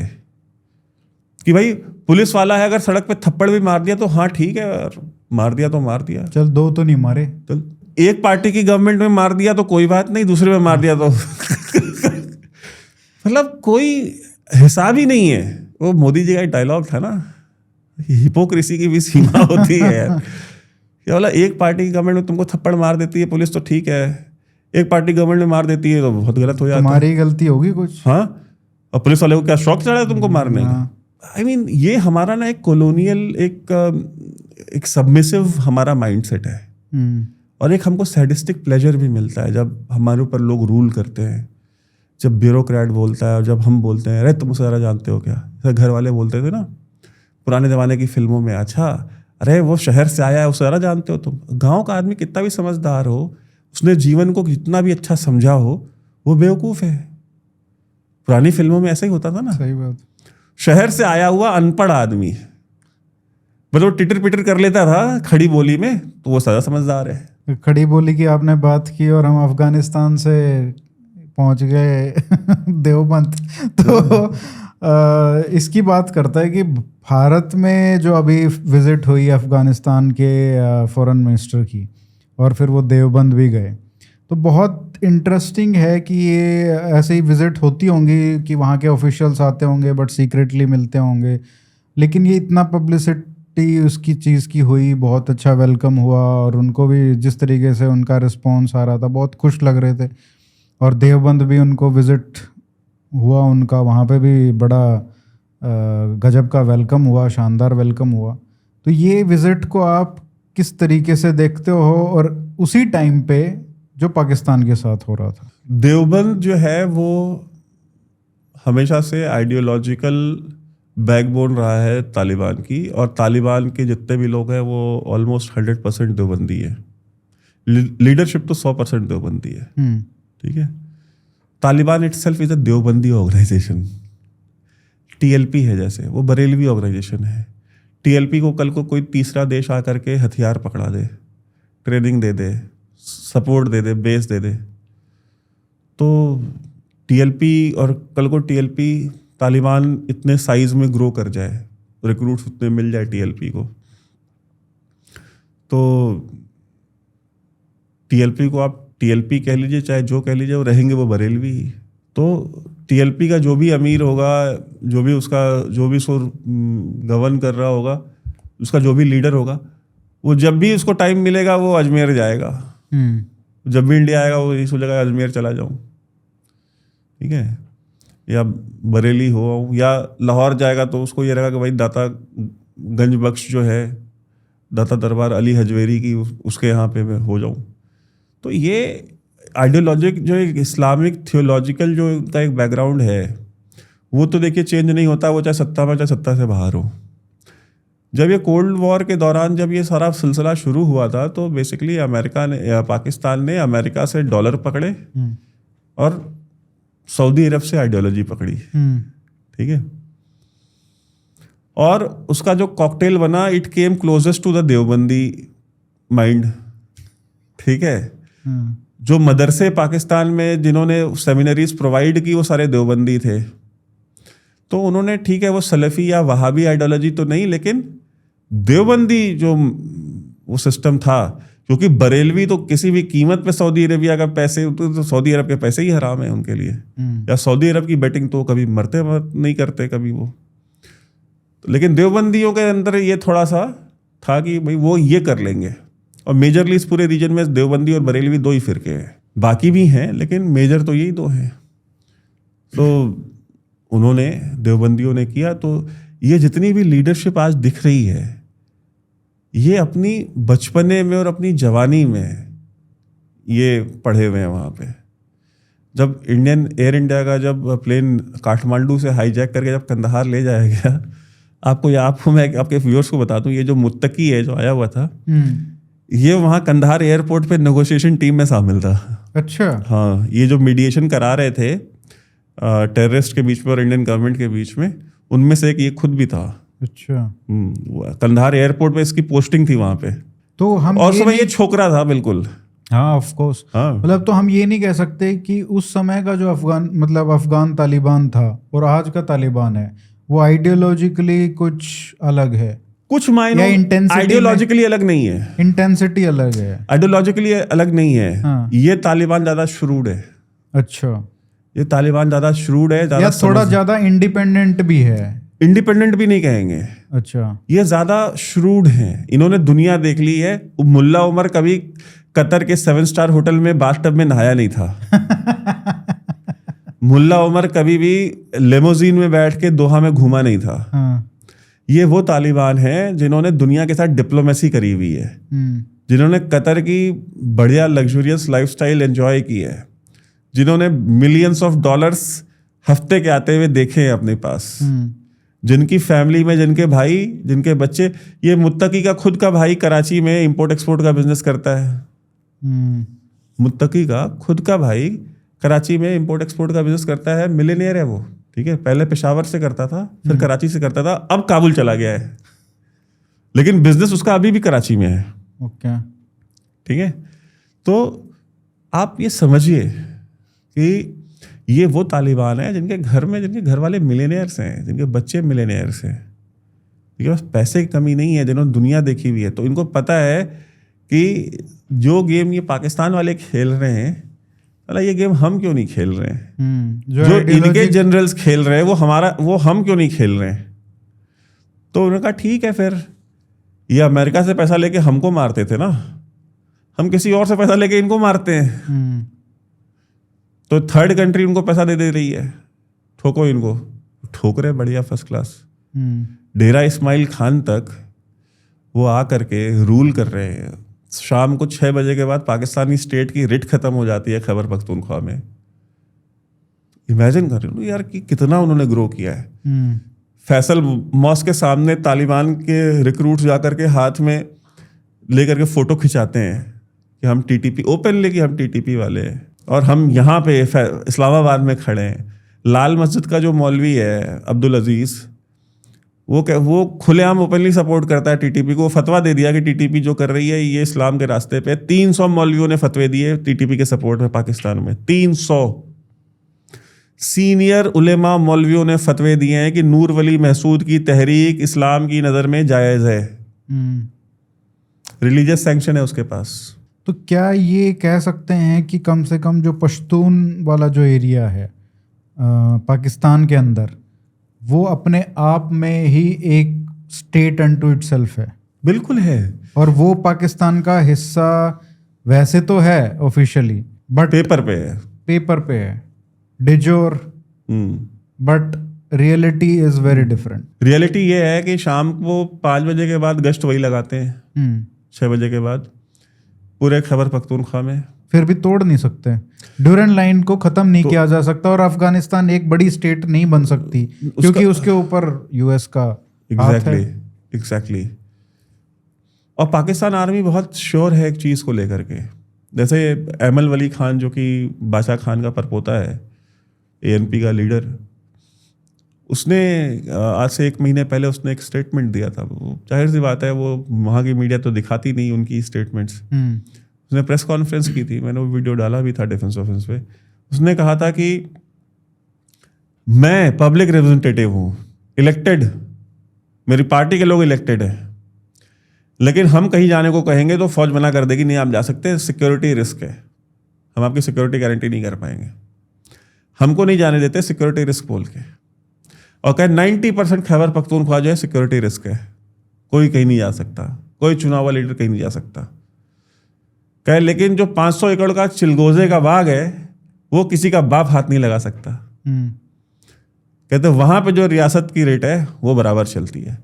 उन्होंने जो इस तरह के कॉमर्शियल पॉइंट्स है ना, उन्होंने वहां पे फोकस किया हुआ है। अच्छा, हमें पूरा स्टेट पे रेट चाहिए भी नहीं। चिलगोजे का जो बाग है ना, जिसका एक्सपोर्ट करके हमको पैसा मिलता है, फौज को पैसा मिलता है, पाकिस्तानी स्टेट को नहीं, फौज को पैसा मिलता है स्मगल करके, या जो वो फैक्ट्रियां जहां जो इलीगल सिगरेट बनाती हैं जो रजिस्टर्ड नहीं है, वो सिगरेट बनाने वाली फैक्ट्रियों को प्रोटेक्शन फौज देगी। वो फैक्ट्रियां पेपर पे कहीं एग्जिस्ट नहीं करती, लेकिन पाकिस्तान की ऐसी कोई दुकान नहीं है जहां पे वो सिगरेट ना मिलती हो। पाकिस्तान की ISI की इकोनॉमी ब्लैक इकोनॉमी है। आप कहते हैं ना इनका बजट, हमारा बजट $70 बिलियन, इनका बजट, कुछ होते हैं ना विकिपीडिया वाले एनालिस्ट, बिल्कुल कंपैरिजन करते हैं, ठीक है, हमारे पास ये है, उनके पास वो है, हमारा ISI का बजट इतना है, रॉ का बजट इतना है। यार उनका बजट तुमको पता ही नहीं है उनकी। अब जैसे इनके पास तो 1 हफ्ते का तेल है, तुम्हें कैसे पता 1 हफ्ते का तेल है?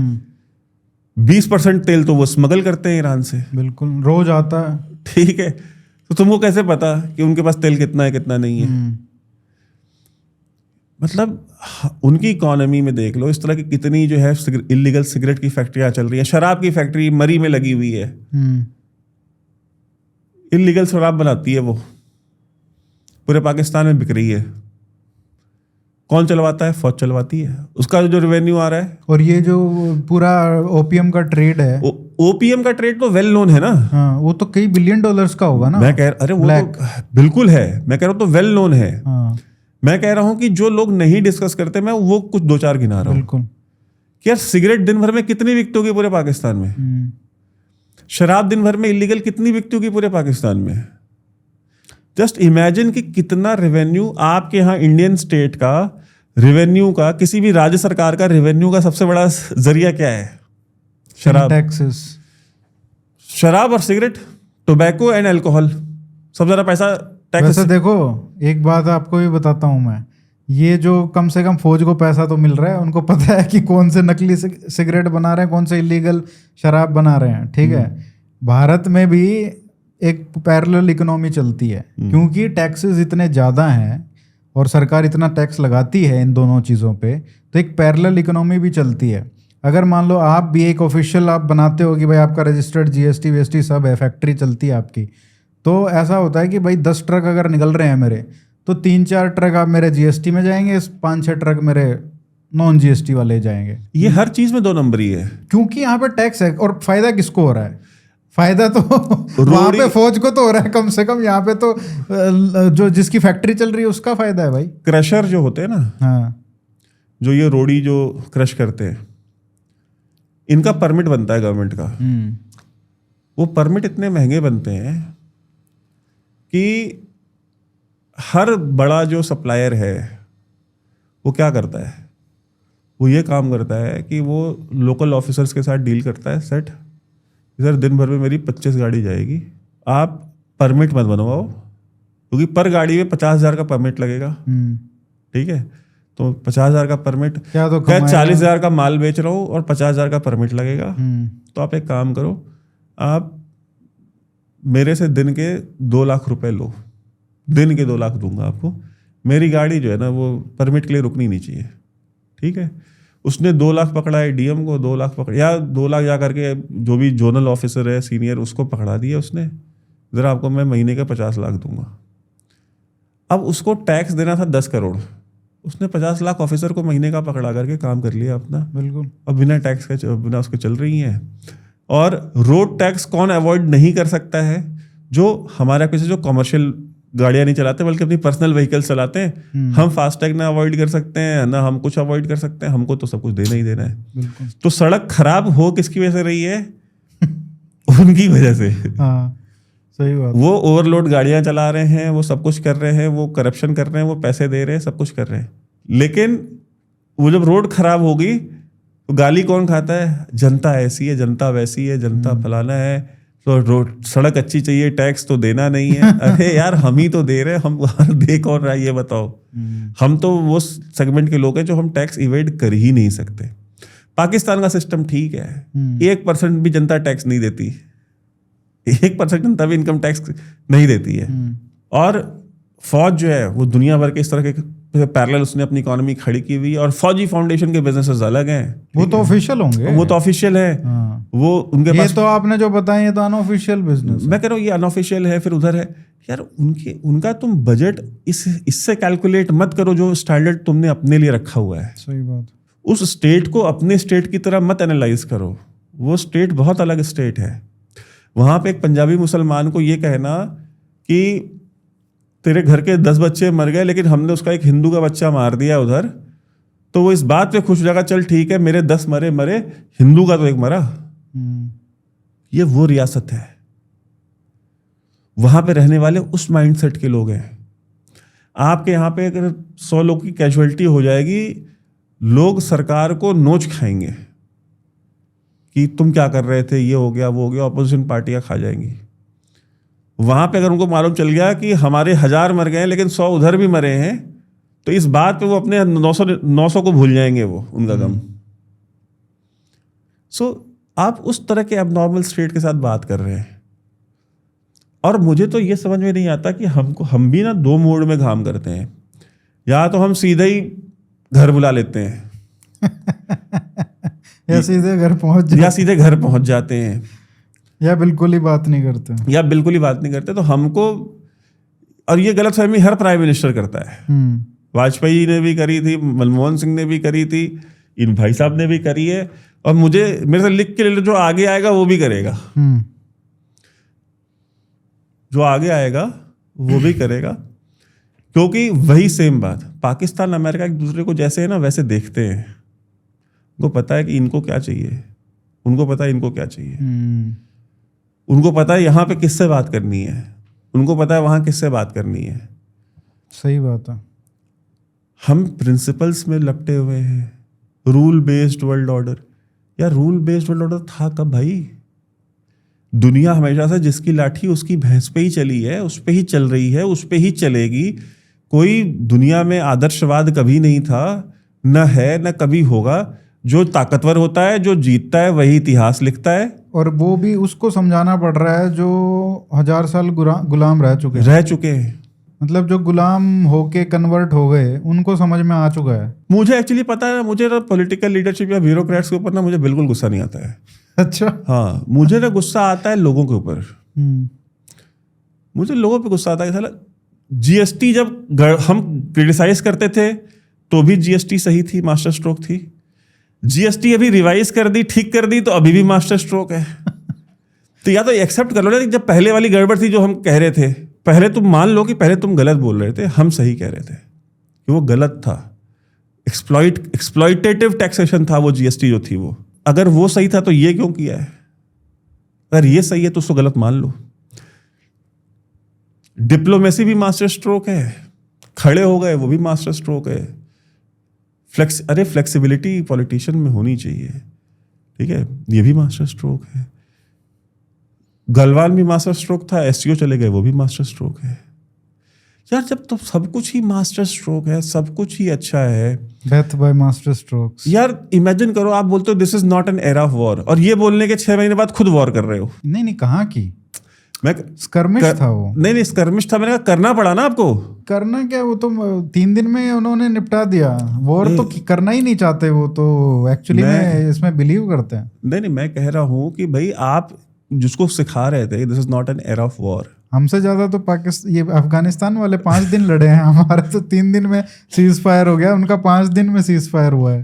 नहीं ठीक है, वो हम अफगान तालिबान से क्या ही कंपेयर करें, लेकिन मैं एक बात कह रहा हूँ कि आप इस तरह के स्टेटमेंट जब देते हैं ना कि ये युद्ध का नहीं बुद्ध का देश है, this is not an era of war. अच्छा, ये आप किसको बोल रहे होते हो? किसके बगल में खड़े होकर के? पुतिन के, जो अपने 10 लाख लोग मरवा चुका है। उसके 10 लाख बंदे मर गए और तुम उसको बगल में खड़े होकर कहते हो this is not an era of war. Imagine करो वो अपने मन में क्या सोच रहा होगा उस समय। गेस करो एक बार कि क्या सोच रहा होगा अपने में कि यार ये बंदा मेरे बगल में, मैं 10 लाख लोग मर गए मेरे, and he is telling me कि this is not an era of war.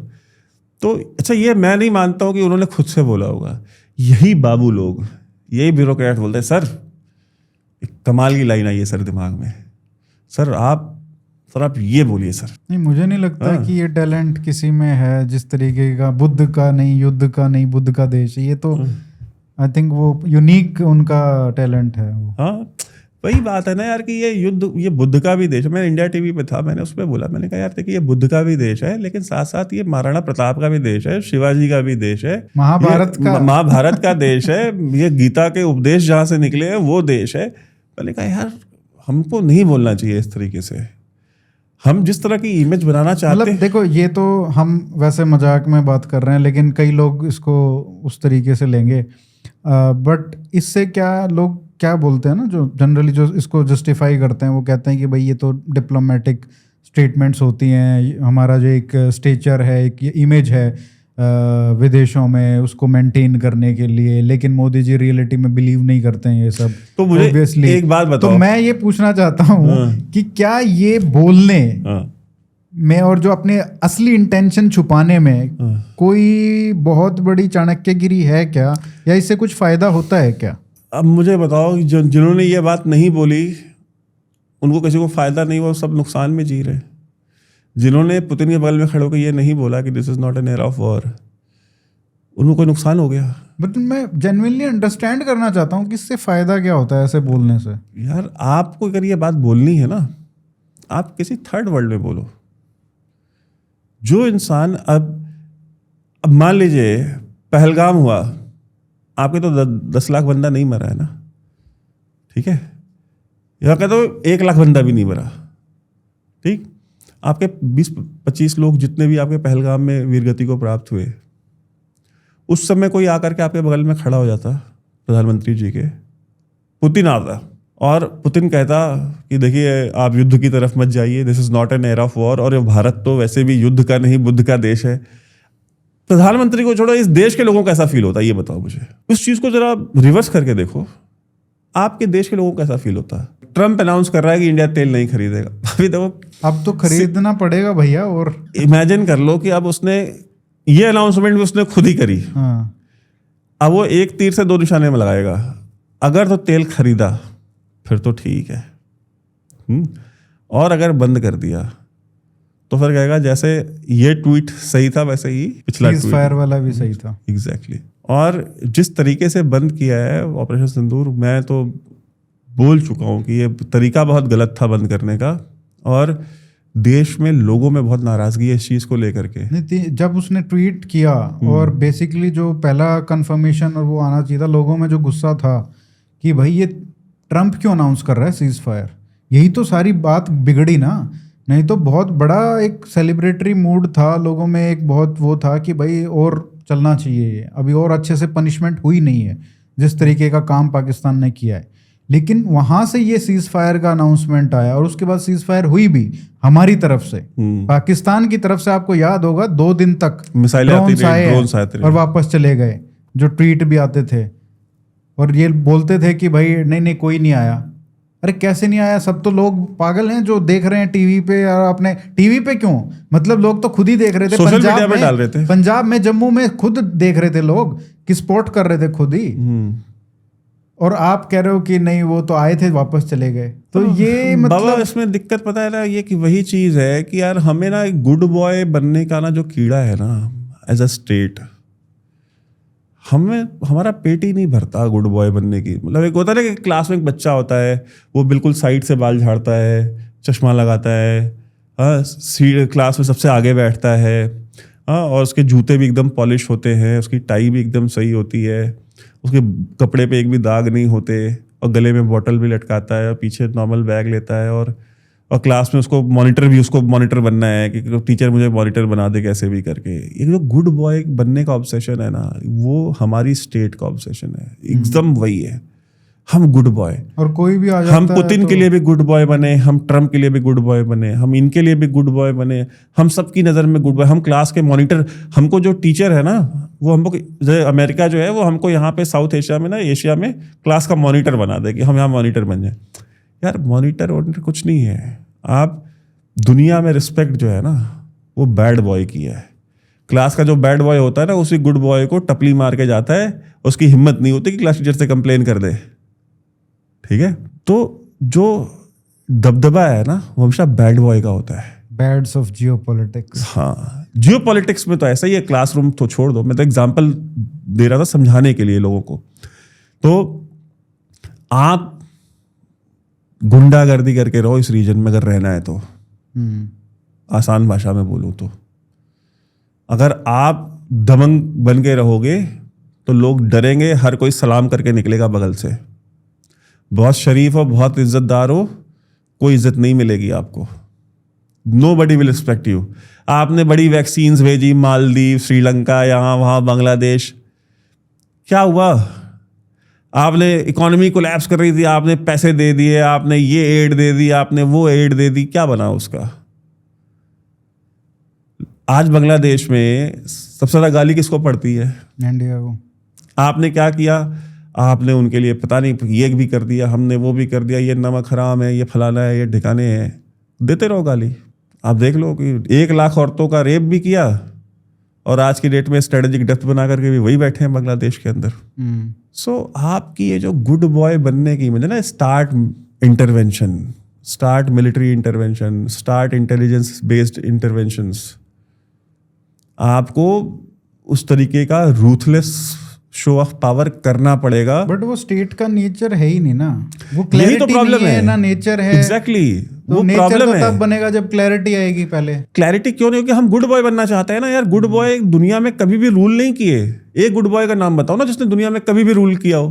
कौन सा था? कौन सी स्टेट थी जो बड़ी आइडियोलॉजिकल थी और बड़ी अच्छी थी और वो उसने दुनिया को रूल भी किया? ये बहुत ही मतलब अजीब चीज़ है कि आज नेहरू को बहुत गालियां देते हैं और वही नेहरू वाली गलतियां वही कर रहे हैं, वही करते रहते हैं। हाँ, हम तो युद्ध का नहीं, हम बुद्ध का देश है। यही तो नेहरू कहता था कि हमें तो आर्मी चाहिए नहीं, हम तो पुलिस से काम चला लेंगे, क्योंकि हम तो एक्सपेशनिस्ट है ही नहीं है।